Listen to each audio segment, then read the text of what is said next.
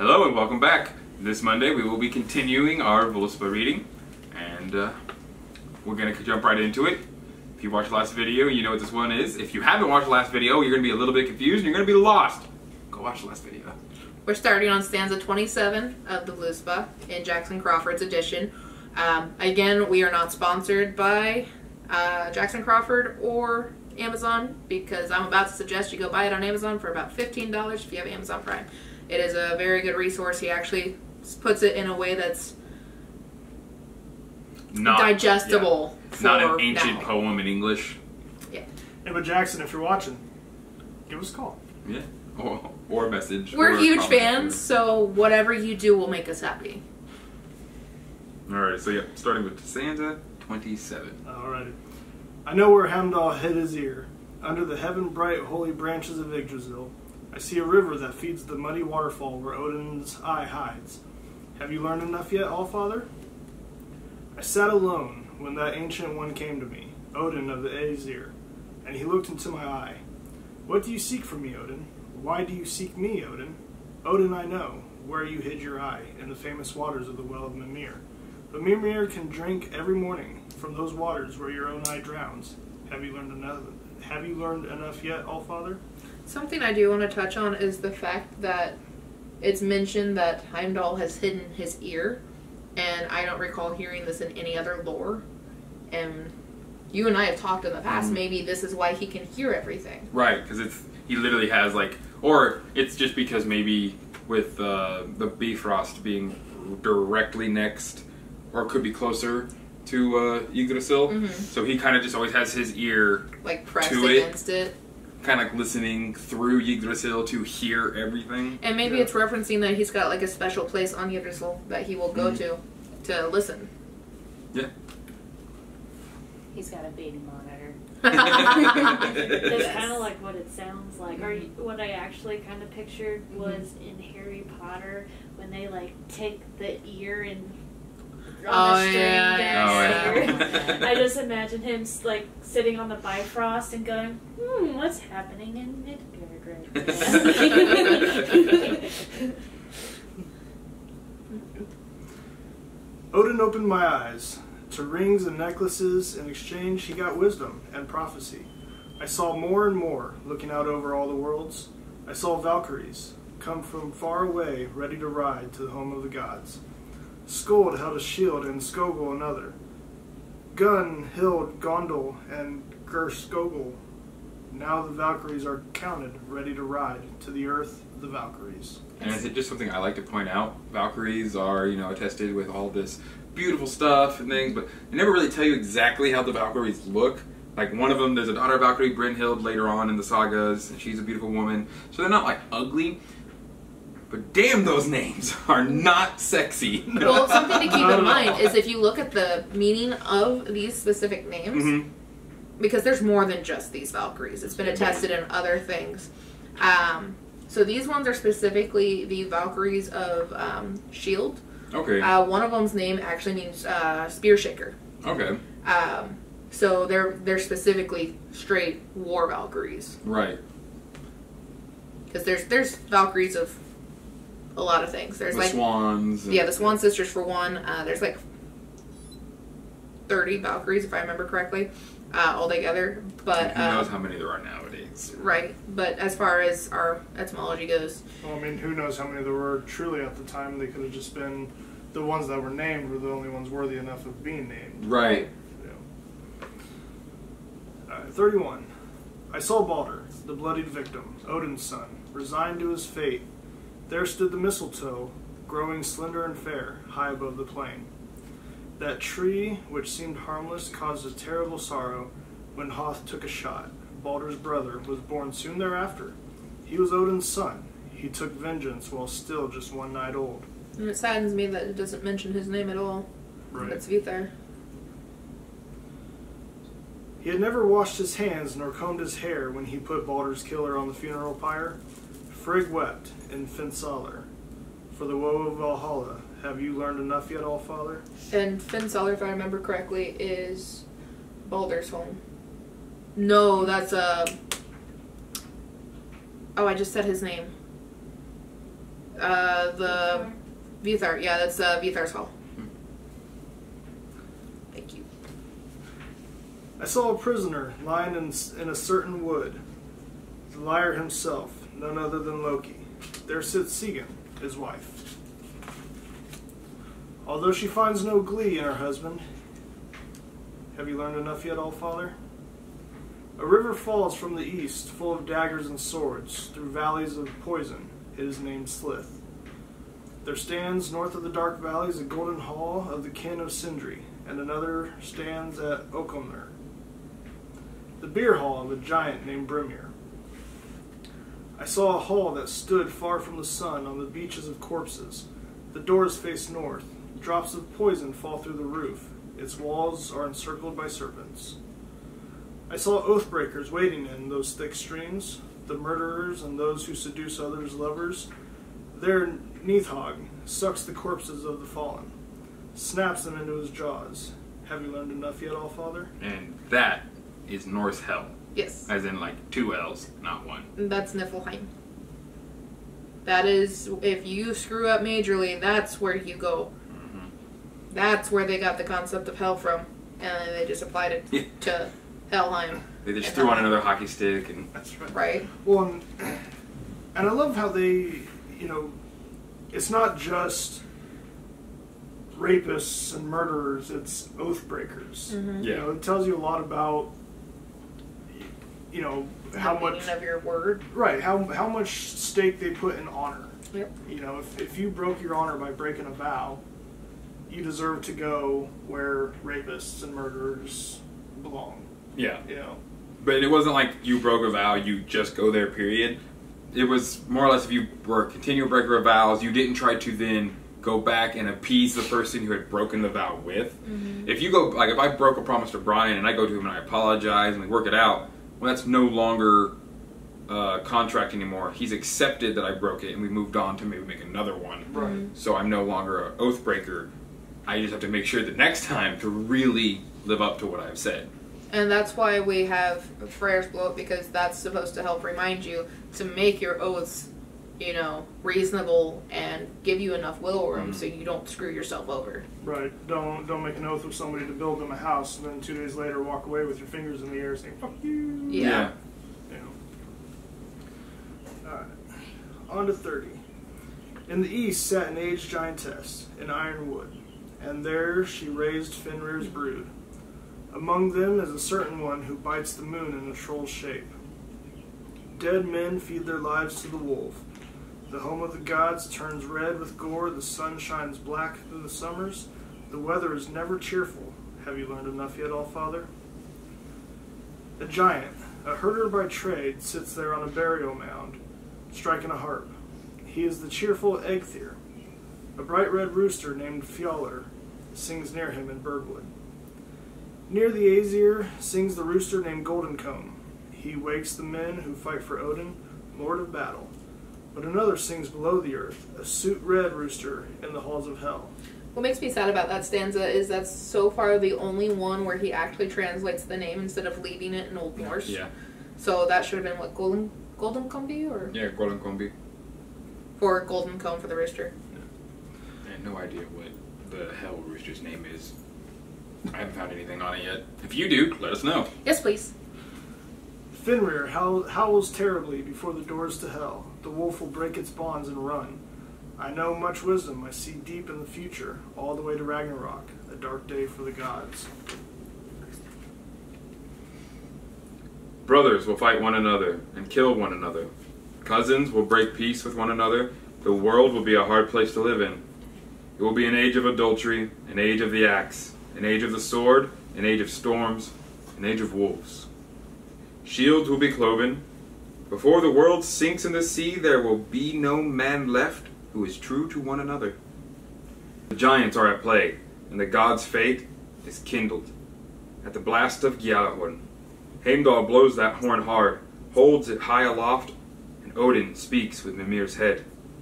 The old tree sighs when the giant shakes it. Yggdrasil stands, but it trembles. Fenrir howls terribly before the doors to hell. The wolf will break its bonds and run. I know much wisdom. I see deep in the future. all the way to Ragnarok, a dark day for the gods. Hrym advances from the east, with a shield before him, and the Midgard serpent. In his monstrous rage, the serpent beats the waves, and the eagle screams eagerly. Splitting corpses with its pale beak, Naglfar, the giant ship, is released. And it's important to note, because not most people know this, but Hrym is the captain of Naglfar. He is a giant that is particularly surly. Mm-hmm. Oh, that's a cat moving the cat. And Naglfar is the Ship of nails. Not nails in wood, nails. Yes. That's why they tell us to trim the nails of our beloved after they've passed, and when we bury them. Yep. That ship sails from the east, bearing giants over the sea. And Loki is its captain. Yeah, we just talked about this, but it's in a, whatever. Loki's like the admiral. Yeah. Hrym's the captain. He steers the boat, and Loki is like, onward. Mm-hmm. The giants are coming together with Fenrir, and Loki too is with them on that voyage. What news from the gods? What news from the elves? All Jotunheim is roaring. The Aesir are in council, and the dwarves, creatures of the mountains, tremble by their doors of stone. Have you learned enough yet, Allfather? And obviously we're talking about Ragnarok at this point. Mm-hmm. Surt comes from the south, with a bright light in his hand. Yes, the sun shines upon the sword in his grasp. The mountains collapse, the trolls fall. Men walk the roads to hell, and the skies divide above. I've always kind of thought of that Surt himself is not really on the Jotun side like they might think he is. Surt's there to just kill Surt's on all the Surt's things. side. Yeah, Surt is Surt's best friend and no one else's. But with how he describes the sword, it makes me wonder if, Surt has his own sword that is comparable to Freyr's, or if he has Freyr's sword. And I can't remember the lore on Sumarbrandr. Well, I don't think... It was given to his servant. His servant's supposed to be the one that has it. For a servant, it was given to him for bringing him the woman. Right. I honestly couldn't remember for a minute.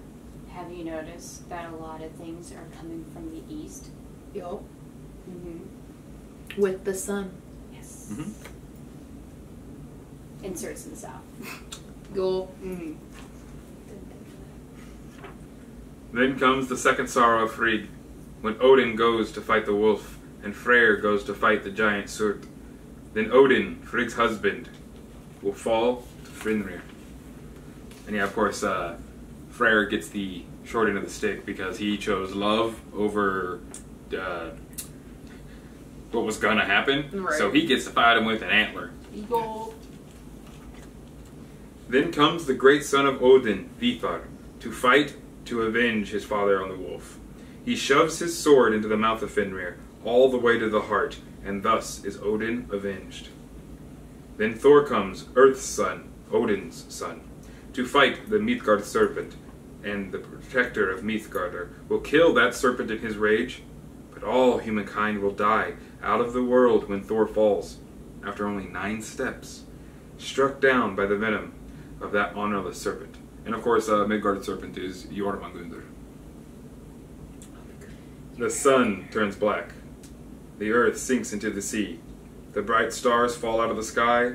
Flames scorch the leaves of Yggdrasil. A great bonfire reaches to the highest clouds. Fenrir howls terribly before the doors to hell. The wolf will break its bonds and run. I know much wisdom. I see deep in the future. All the way to Ragnarok, a dark day for the gods. And the reason they repeat these a lot is this is just skaldic poetry. Mm-hmm. It would, in Old Norse, it has more of an alliteration to it and a bit more of a actual rhyme. So the reason it's repeated is to kind of just set that bit of poetry. Do you want me to end it?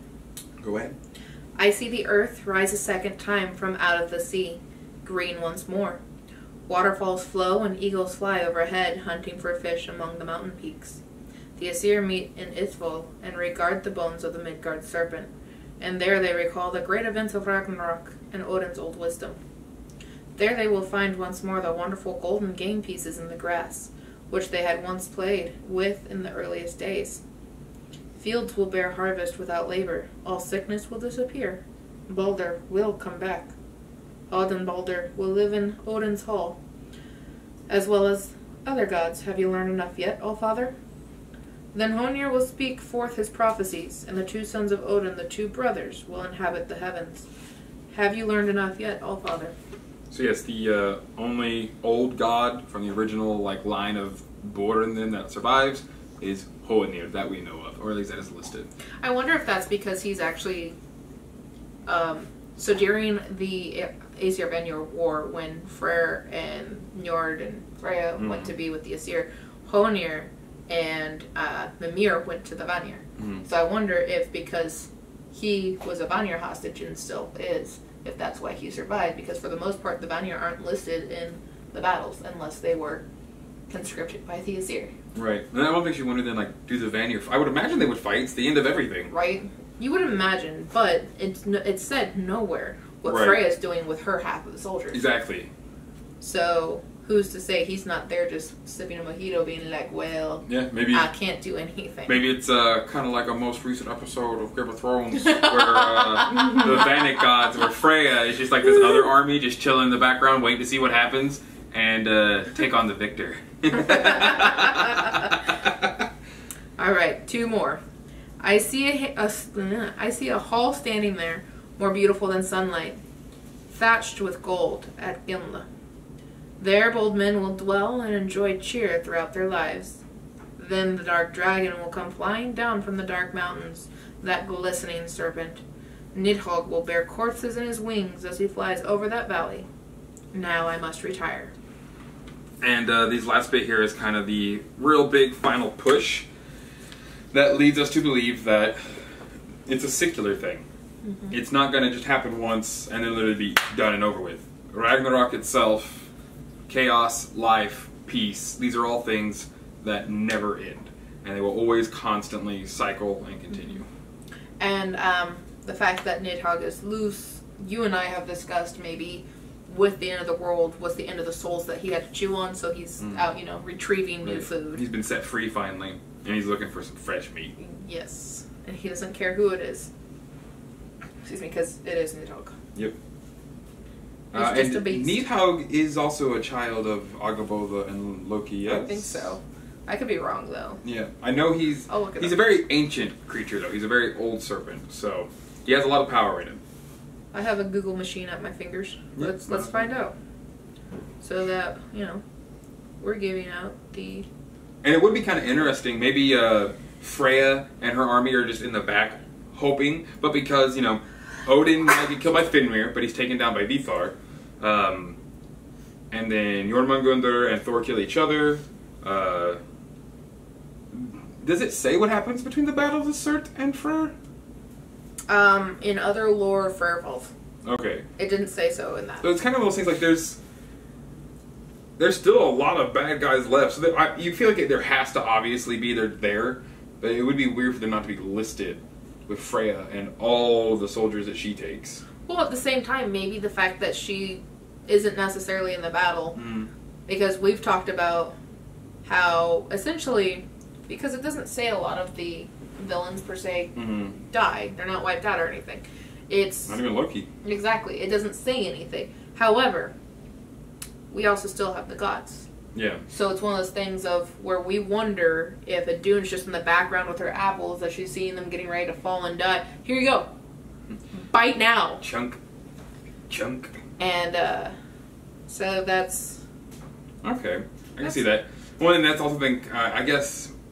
Maybe one of the reasons they also don't say that Loki's meant to die is because chaos never dies. Right. He is the epiphany, he's the embodiment, he is chaos incarnate.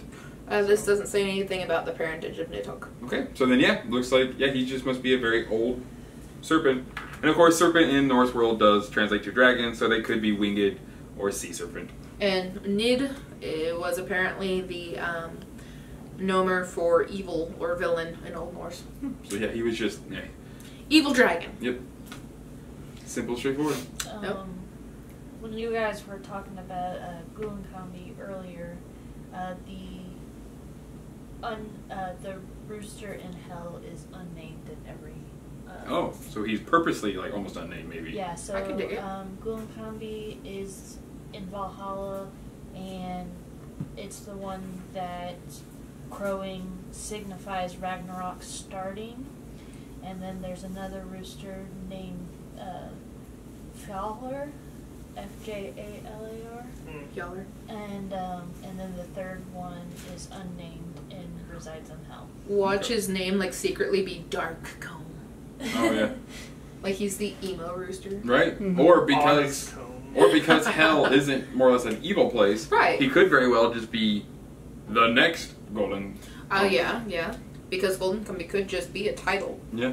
I almost wonder too, because it also doesn't say anything about the souls of the dead in Helheim having to fight for Loki or Hel. Right. So I would imagine Hel would join her dad. She could just be like, nope, not my war. I'm watching my people. This is my thing.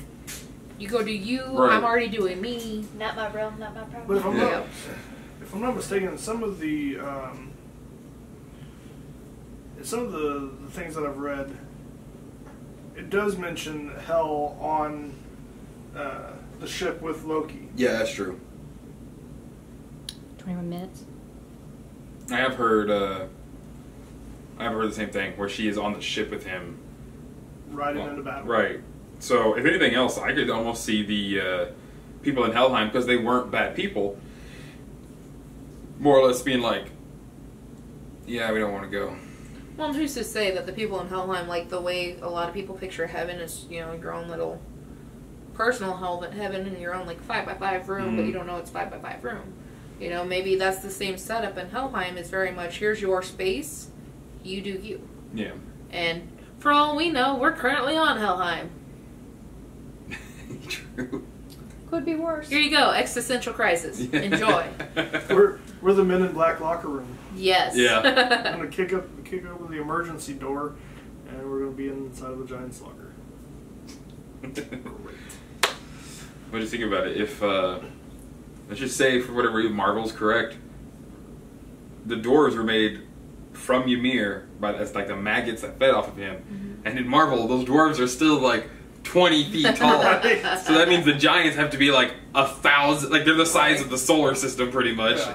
Which would make sense as to why Ymir was used to create our world. You have to be fucking huge to turn his skull into the sky, Right. and his hair are trees. Like that's a big boy. Yeah. Now, do we want to do a takeaway video, or do we just want to ramble? We should do the takeaway, because I don't think we have enough time to fully get into the subject. Agreed. To fully Okay. get into the ramble. Yeah. So, to rein everything in, we're actually going to do a video that is just going to be an overall discussion. So, please tune in for that. It should be a really good time. It will be in our lore section, but it will essentially be a roundtable discussion. So, please feel free to join in any way that you can. Remember to like, share, comment, subscribe. We really want to hear from you guys on the lore videos. So, please feel free to share whatever information you have, your own takeaways. Make sure you ring that bell so you get the notifications. Yep. We do upload these every Monday at 5:45. And as we always say, Thank you for drinking from the well.